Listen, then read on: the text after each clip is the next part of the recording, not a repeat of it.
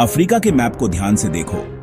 एक ऐसा कॉन्टिनेंट जहां बहुत उम्मीदें और हिस्ट्री है, पर आज एक नई परत खींची जा रही है। चीनी इन्फ्लुएंस का एक नेटवर्क जो पोर्ट्स, इंफ्रास्ट्रक्चर और ट्रेनिंग सेंटर्स से बना है। हॉर्न ऑफ अफ्रीका से अटलांटिक तक चीन की मौजूदगी बढ़ रही है, जो सिर्फ ट्रेड से कहीं ज्यादा है। क्या यह प्रोग्रेस के लिए पार्टनरशिप है या एक नए तरह के एम्पायर का ब्लूप्रिंट है?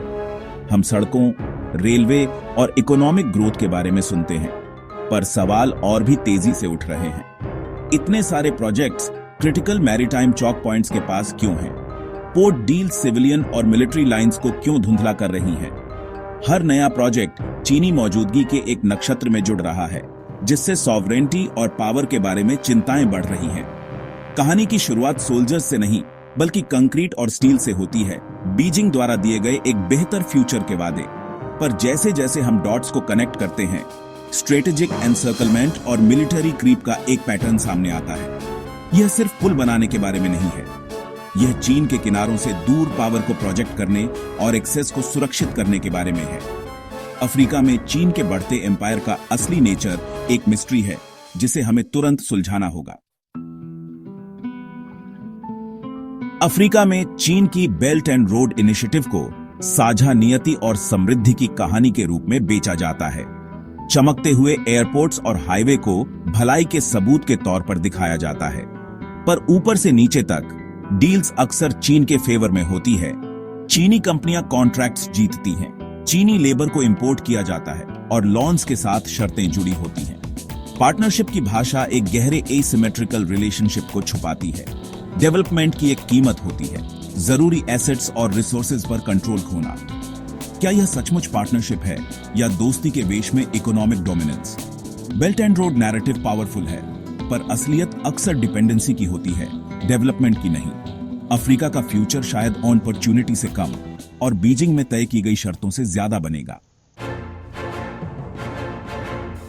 जिबूती से ज्यादा कहीं भी चीन की मिलिट्री एम्बिशन साफ नहीं दिखती, जहां उसने 2017 में अपना पहला ओवरसीज बेस खोला था। दशकों तक चीन ने दावा किया कि वह कभी विदेशी बेस नहीं बनाएगा। जिबूती ने उसे बदल दिया। यह बेस जबरदस्त है, मजबूत, युद्धपोतों के लिए एक घाट और अंडरग्राउंड फैसिलिटीज के साथ। इसका लोकेशन स्ट्रेटेजिक है। बाब अल मंडेब जलड मरु मध्य पर नजर रखता है, जो एक जरूरी ग्लोबल ट्रेड आर्टरी है। चीन कहता है कि यह बेस एंटी पायरेसी और पीस कीपिंग को सपोर्ट करता है, पर इसका स्केल कहीं ज्यादा बताता है। अमेरिका के कैंप लेमोनियर से बस कुछ मील दूर यह अमेरिका चीन प्रतिद्वंद्विता में एक नई फ्रंटलाइन है। यह सिर्फ पायरेट्स के बारे में नहीं है, यह पावर प्रोजेक्ट करने और इंटरेस्ट्स को प्रोटेक्ट करने के बारे में है। जिबूती यह भ्रम तोड़ता है कि चीन का जुड़ाव पूरी तरह से इकोनॉमिक है। यह बेस अफ्रीका में चीन की ग्लोबल मिलिट्री एम्बिशंस का प्रतीक है। यह बताता है कि चीन अब सिर्फ एक रीजनल प्लेयर बनकर संतुष्ट नहीं है। जिबूती शायद कॉन्टिनेंट पर चीन की मिलिट्री के लिए पहला एंकर पॉइंट है। दुनिया को अब अफ्रीका में एक नए असर्टिव चीन से निपटना होगा। ड्रैगन का अड्डा खुल गया है और यह तो बस शुरुआत है। जिबूती के अलावा अफ्रीका के कोस्ट पर चीन की स्ट्रेटेजी ज्यादा सूक्ष्म है और शायद ज्यादा सिग्निफिकेंट भी। चीन ने केन्या से जिबूती तक कमर्शियल पोर्ट्स के एक नेटवर्क को फाइनेंस किया है और ऑपरेट करता है। कागज पर ये सिविलियन प्रोजेक्ट्स हैं, पर कई ड्यूल यूज हैं, जिन्हें आसानी से मिलिट्री पर्पस के लिए बदला जा सकता है। गहरे पानी के बर्थ और मिलिट्री ग्रेड इंफ्रास्ट्रक्चर असली इरादे के बारे में सवाल उठाते हैं। चीनी कंपनियां अक्सर पोर्ट मैनेजमेंट को कंट्रोल करती हैं, जिससे बीजिंग को मैरीटाइम एक्सेस पर लीवरेज मिलता है। मोतियों की यह माला एक नेवल सप्लाई नेटवर्क के रूप में काम कर सकती है, जिससे अफ्रीका के कोस्ट लाइंस पर चीन की पकड़ मजबूत होगी। क्राइसिस में क्या इन पोर्ट्स का इस्तेमाल चीनी नेवल ऑपरेशंस के लिए किया जा सकता है या दूसरों को मना किया जा सकता है? चीन कॉमर्स के बहाने मिलिट्री ऑब्जेक्टिव्स हासिल करता है, जिससे ऑफिशियल बेसिस पर बैकलैश से बचा जाता है। धीरे धीरे पोर्ट दर पोर्ट चीन चुपचाप अफ्रीका के मैरीटाइम सिक्योरिटी लैंडस्केप को बदल रहा है। चीन का इन्फ्लुएंस सिर्फ कंक्रीट और स्टील में नहीं है, यह अफ्रीका के बैरकों और ट्रेनिंग ग्राउंड्स में भी है। बीजिंग ने मिलिट्री कूपरेशन बढ़ाया है, हजारों अफ्रीकी ऑफिसर्स को ट्रेनिंग दे रहा है और हथियार सप्लाई कर रहा है। चीनी हथियारों की डील्स में बहुत कम शर्तें होती हैं, जिससे डिपेंडेंसी बढ़ती है। मिलिट्री इक्विपमेंट के लिए लॉन्स सिक्योरिटी रिलेशनशिप्स को इकोनॉमिक वालों से जोड़ते हैं। चीन पॉलिटिकल और मिलिट्री स्कूल बना रहा है, जो पीढ़ियों तक अपने इन्फ्लुएंस को संस्थागत कर रहा है। फ्यूचर के लीडर्स को ट्रेनिंग देकर चीन प्रमुख पदों पर सहयोगी सुनिश्चित करता है। यह अनदेखा हैंडशेक अंदर से अफ्रीका के सिक्योरिटी लैंडस्केप को आकार दे रहा है। जब दुनिया पोर्ट्स को देखती है, चीन चुपचाप अफ्रीका के सोल्जर्स का दिल और दिमाग जीत रहा है।